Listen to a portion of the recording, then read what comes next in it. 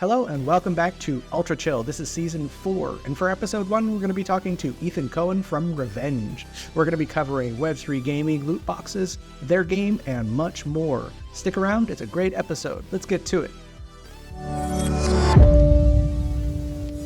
First on our list is the team from Revenge. Welcome, Ethan. Welcome to Ultra Chill. Hey, nice to meet you. Thanks for having me. Let's start by talking a little bit about your game, Revenge. What's the core mechanic? What's the game like to play? So right now we have our first game mode, which is fully live, which is our zombie mode.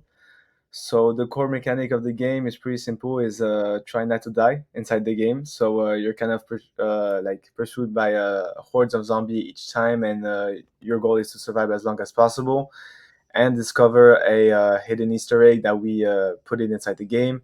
Would you consider the game more action or story driven? Both. We tend to have our games and really story driven. It's not just a game where you can play; it's really a story that we tell to our users. So it's kind of a playful game for sure, but it's as well action and storytelling in both ways. You can enjoy the story as long as you enjoy the game. So we did both. There's really two camps of gamers today, and a lot of games, like Fortnite, fully multiplayer, and then you have games like Civ or whatever that are fully single player. I mean, where does Revenge fall in that spectrum? So we follow both spectrum. We know that multiplayer is kind of the most appreciated games at the moment because you can play with your friends and it's really a fun gameplay to have. So we did both. Right now, the zombie mode, for example, is a single player mode, which we will adapt in a co-op mode in the next months. So we also let's say, learn by our audience that it's kind of a good experience to have both.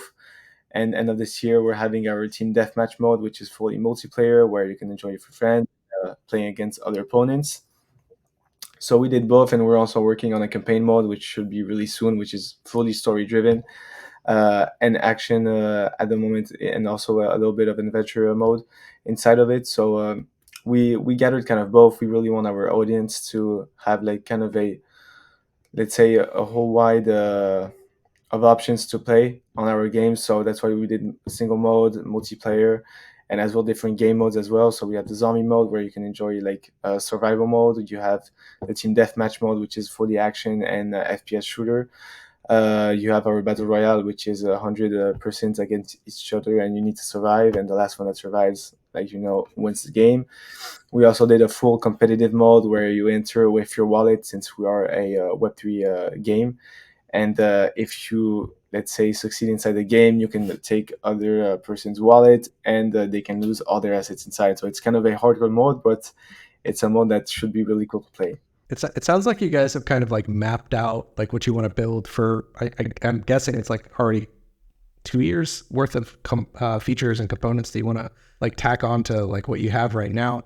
Absolutely. Is there a lot of talk with the community back and forth about what you want to build first, what's most important to them, that kind of stuff? Absolutely. So what we did is we were supposed to launch our avatar collection in the past months, but the thing is, with the NFT market, it was kind of complicated for us. So we with that avatar, you had the opportunity to decide which next game features we create for you guys. So the players were kind of the creators of the game. That's the whole point of the whole Web3 space. It's really, we want our players to own our game, actually, and we know they own their assets. It's kind of usual in every single game out there for now, but we wanted to go much more further than that and have them own the game as well. So they decide exactly the next game features, the next game rules. So each 2 weeks we will give a unique DAO where they will tell us exactly what they want inside the game. So let's say, for example, 1 week we're going to be telling them which type of new map you want inside the game, and we create them for them. So that's how we made it, and we were going to be doing it without any avatar or NFT needed. So it's just one opinion for the community.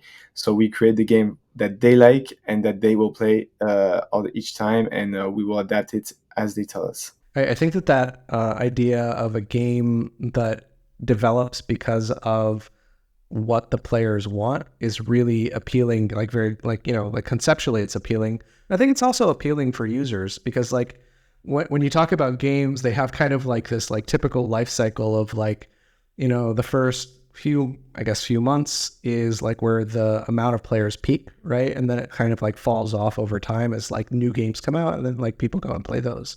But if you have like an engaged, loyal audience that's like, they're voting on like what gets built and why. I mean, I would imagine that that peak is more of a plateau than a complete fall off because of that. Absolutely. At the end of the day, you need to like think about it, and you say like, who plays our games is the players who decide exactly what you do. So we let's say work for the players. So at the same time, it's much more easier to tell them like, tell us the game you want.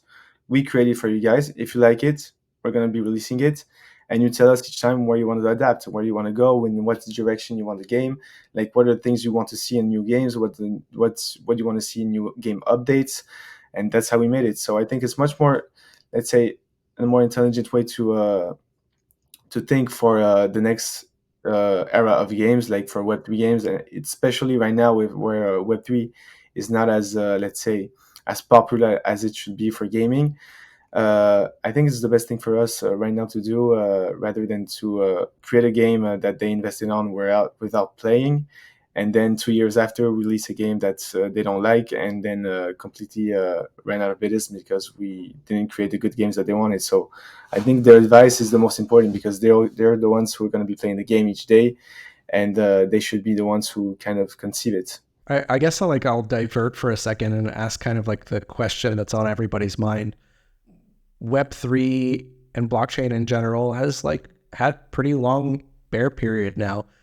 Why do you think people aren't as interested in Web3 gaming as we expected, say, 2, 3 years ago? For sure. I think there was too much speculation on the NFT at the moment in crypto. So I think it needs time to kind of settle down, ease everybody about it, and as well as the security, which people are really afraid of right now in crypto. We know it's pretty complicated out there, but I think it just needs some kind of a correction between the security, the, let's say, adaption, because crypto, whether we can say it or not, it's pretty complicated to understand, and easy and complicated to start as well. So you need to create a wallet, you need a seed phrase, you need to write down a seed phrase to not lose it, and it's kind of pretty complicated. And we need to like really facilitate those methods and have really a clear thing. It's really easy to do. So you have your name, let's say address, email, like your normal let's say application, and then you can get going. So that's what we're looking for. Let's say the ongoing process should be really easy for me to onboard all the users, and as well for the traditional gamers, which are really stuck to stick to Web2, and they need to understand that it's really important to have their assets that they fully own and not that the company owns, because once the company shuts out the game, all the, let's say, achievements that you've done on that game is fully gone, and that I think is really useless. I played games for, I think, all my life, and each time that the games like starts to kind of get old, it gets to a point that you don't want to play it anymore, and you lose all everything that you worked on is that game. You lose it directly, and I think it's really a shame. So I think having NFTs that you can really like trade, you can loan, you can sell them, you can buy them as well to other players, I think is the most like fun way to play. And as well, I think it's a real let's say advantage inside gaming. Your game has a core Web3 component, you know, like in collectibles, and you guys are calling it Smash to Earn, which I think is excellent. There are loot boxes and powers and weapons available. Can you talk a little bit about how that works? For sure. So inside the game, what we did is to have a sustainable economy, we directly rewarded the player with NFTs. So let's say you win a game, you're directly rewarded by NFTs, and then we have another model which we'll talk, I think, later.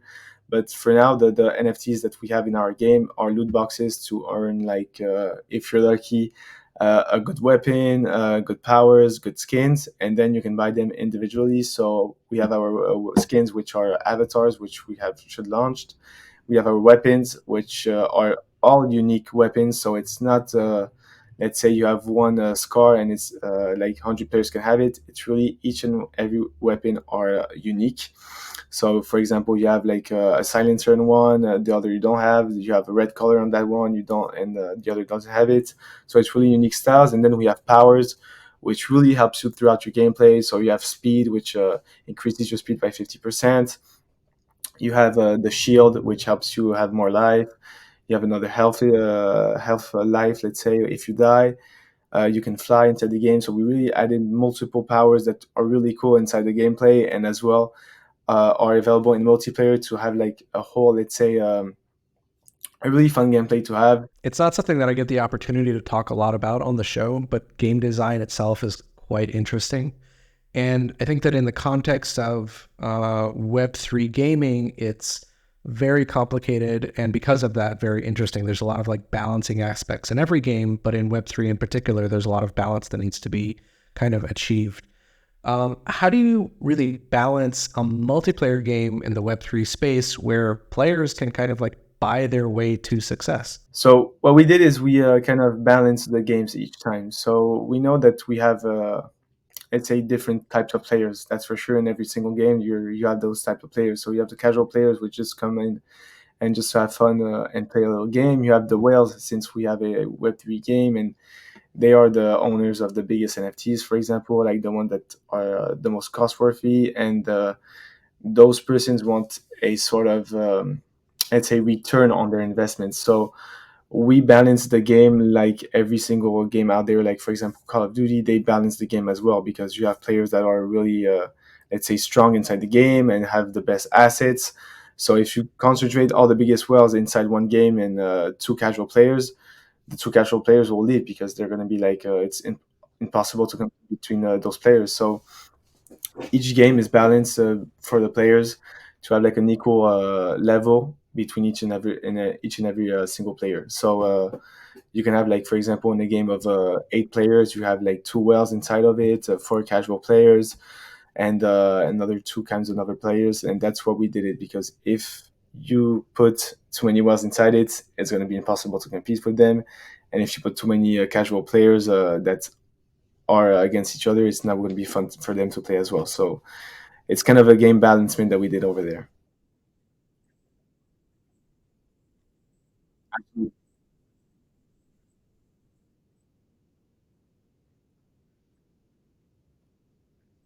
Absolutely, yeah. So we have four different varieties for the loot box. So we have common, rare, epic, and legendary. So each and every single loot box guarantees you a weapon of that rarity. So for example, if you have an epic loot box, you're gonna have, no matter what inside of it, an epic weapon. And then all you have additional is just additional for you guys. So you have, for example, powers that you can have inside the epic loot box. You can have coins that you can earn on it, and also skins. So it's kind of a loot box are really the cool assets to have. It's also comes with a pretty cool animation when you open it, and it gives you as well a badge, as sort of, since it's our first NFT collection that we launched. It also gives you a badge on your avatar that tells you that you're kind of an OG for us. So it's kind of cool as well. I think in general, loot boxes are an interesting concept. I know that like in some places in the world right now, there's some regulation that's in the works because they feel that, you know, loot boxes are gambling of a sort, right? One, I'm actually curious what your thoughts are on some of those regulations. And secondarily, I'm curious on what you think the user's perspective are on loot boxes. The human body always likes that kind of surprise. Each time you have something, and if you know you can have something like better, you're gonna go for it. So that's as well how the human body thinks. So I think it's an additional thing for us, and I think it's a cool thing for us that you don't like directly, when you buy something, you know exactly what you buy. With the loot boxes, you have like kind of a single surprise. You have a stressful method as well, and I think it's pretty cool. So I think we should keep it for sure. We're gonna keep it but for the other players that other games that are kind of septic about the regulation, maybe it's just another word that we need to call them. But that's it. I think that's it. So this is the thing that, like, I don't know about you, but I collected Magic the Gathering cards and Pokemon cards at some point in my life. And like, you buy those packs, right? And like, you don't know what's in them. And to my mind, sometimes you get like a really valuable card. Sometimes you don't. That's gambling in every way. And the fact that it happens digitally, I just don't really see the difference. It feels like regulators splitting hairs. It's exactly the same thing. So that's why I don't understand as well. But for me, it's the same thing. That Pokemon cards as well. It's a really good example. But you kind of get that stress. You're like hoping for something excellent, and then you get something bad. But I It's don't. super fun.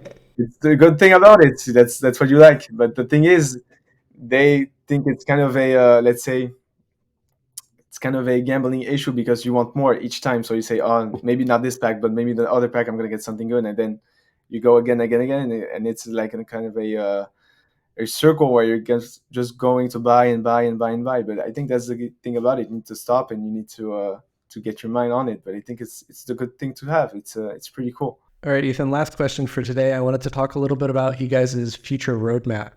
Your team has been pushing forward pretty hard and adding new features to Revenge.